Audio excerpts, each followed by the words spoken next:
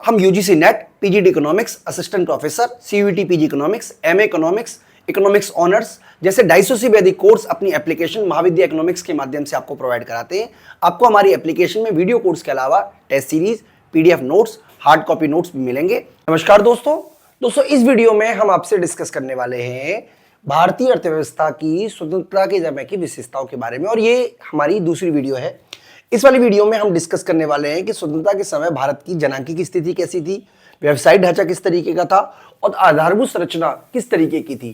तो अगर आप ये वीडियो YouTube के माध्यम से देख रहे हो तो हम आपको ये वाली वीडियो कवर कराने वाले हैं, और अगर आप एप्लीकेशन के माध्यम से देख रहे हो तो आपको सारी की सारी वीडियो मिल जाएंगी।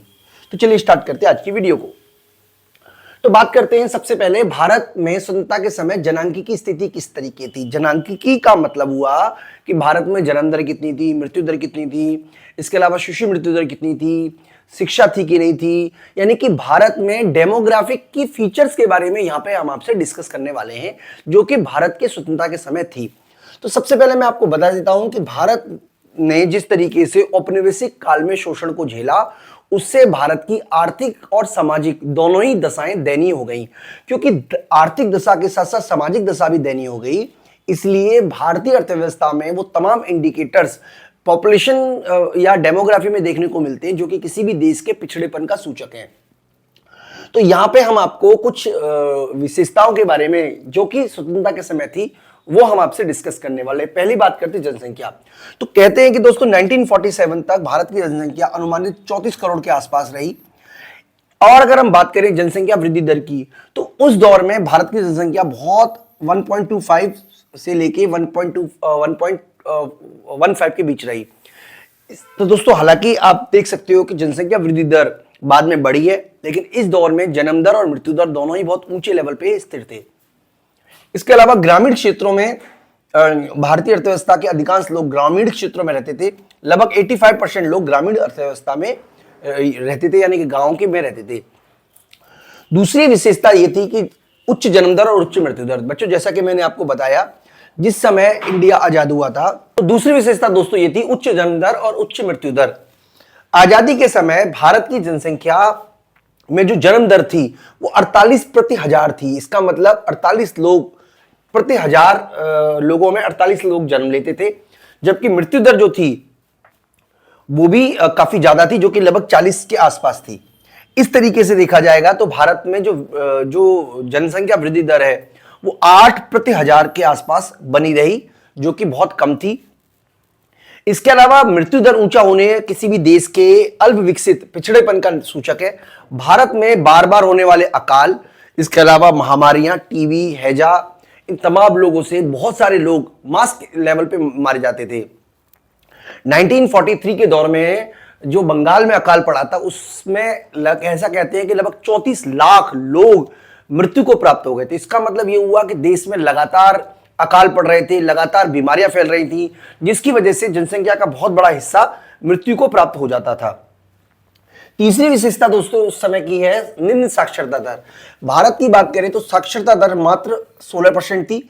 इसमें से महिलाओं की साक्षरता दर मात्र 7% थी, जो ये दर्शाता है कि महिलाओं के साथ बहुत भेदभाव था, महिलाओं की स्थिति दयनीय थी। भारत की जनसंख्या में 7% साक्षरता दर महिलाओं की होना इस बात का इंडिकेटर है कि शिक्षा का लेवल तो कम था, लेकिन महिलाओं की शिक्षा बहुत ही नीचे लेवल पे थी।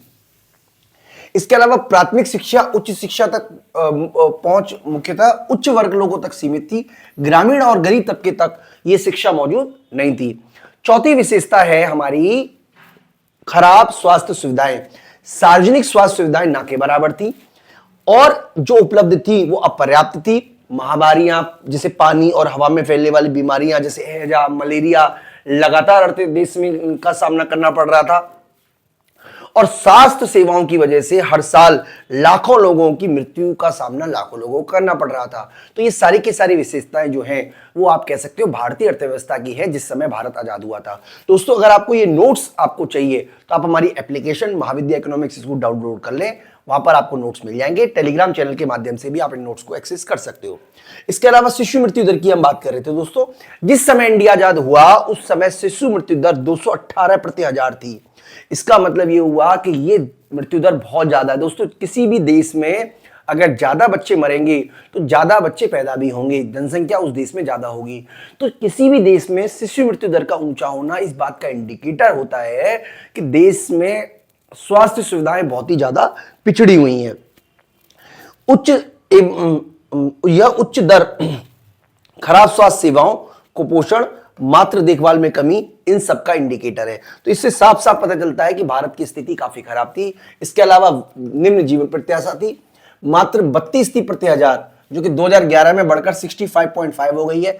यानी कि 1947 में भारत में जीवन प्रत्याशा मात्र 32 वर्ष थी, यानी कि 32 वर्ष के भीतर एक व्यक्ति औसतन मर जाता था।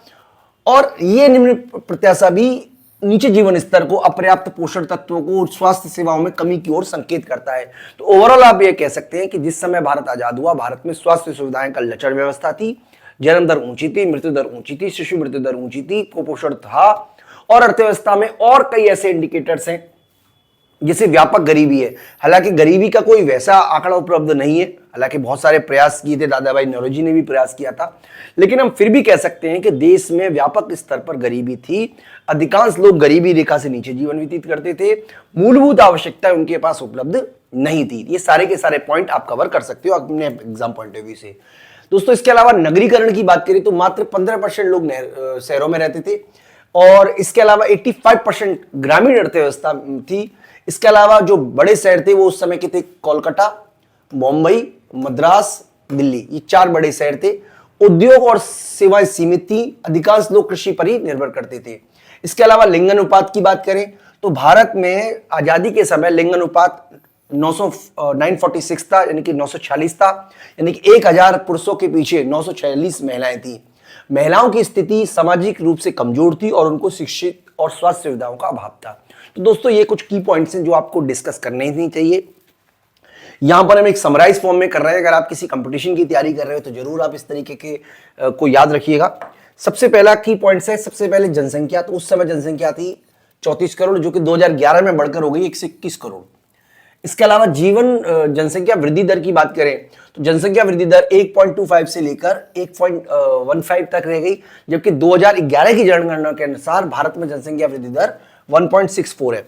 धीरे धीरे भारत की जनसंख्या वृद्धि दर में लगातार कमी देखने को मिल रही है, क्योंकि 2021 में कोविड की वजह से जनगणना नहीं हुई, जिसकी वजह से अभी हमारे पास स्पष्ट डेटा नहीं है कि वर्तमान में कितनी जनसंख्या है। लेकिन ऐसा कहते हैं दोस्तों कि भारत में अब वृद्धि दर काफी हद तक स्थिर हो गई है। इसके अलावा ग्रामीण जनसंख्या 85% थी, जो कि अब घटकर 68.84 हो गई है।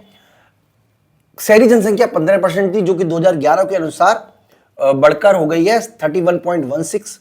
इसके अलावा साक्षरता दर थी कुल 12%, जिसमें से पुरुष थे 18% शिक्षित और महिलाएं थी 8%, जबकि वर्तमान में जो साक्षरता दर है पुरुषों में 82.14% है 2011 के डेटा के हिसाब से, और महिलाओं में 65.46 है, जबकि कुल साक्षरता दर 74.04% है।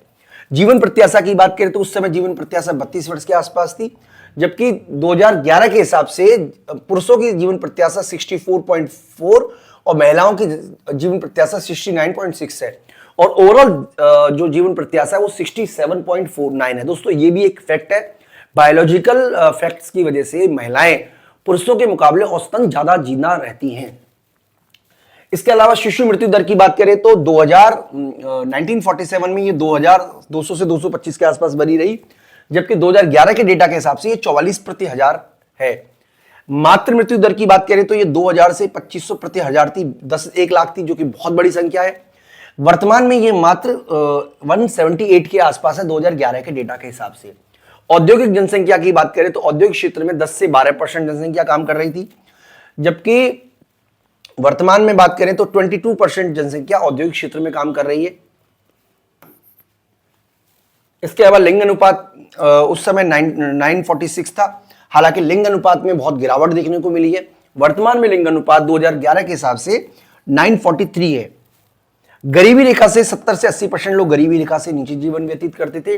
2011 के डेटा के हिसाब से मात्र 11.9% जनसंख्या ही गरीबी रेखा से नीचे जीवन व्यतीत करती है।